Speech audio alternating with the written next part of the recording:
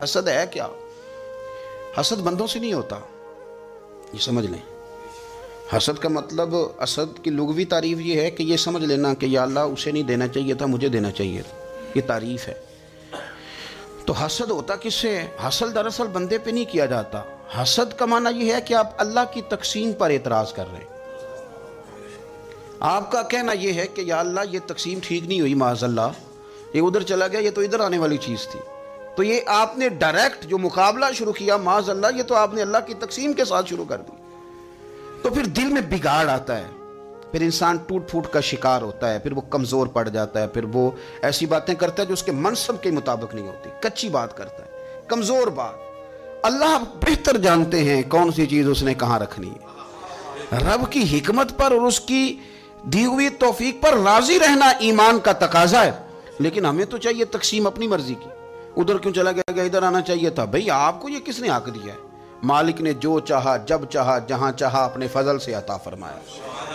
حسد، اور پھر اس کے اگر کوئی حسد نہیں کرتا تو لالچ شروع کر دیتا ہے۔ وہ کہتا ہے کہ یہ جو اس کا مال ہے اس میں میرا بھی حق تھا، یہ تو مجھے ملنا چاہیے تھا۔ آپ یقین کریں کہ بندے بندوں سے کم پیار کرتے ہیں، جیبوں سے زیادہ پیار کرتے ہیں۔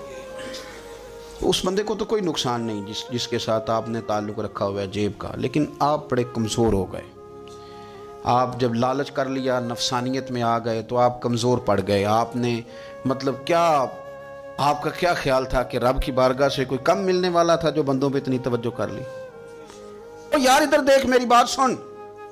او بھائی، وہ تیرا میرا رب ہے۔ یہ ہو سکتا ہے کہ امیروں کو دے دے اور تیرے جیسے میرے جیسے غریبوں کو وہ بھول جائے، یہ ہو سکتا ہے۔ تو کیوں لوگوں کی جیبوں پہ توجہ، لوگوں کی جیبوں پہ نظریں، فلانے کے پاس آ گیا تو میں رہ گیا، کس لیے؟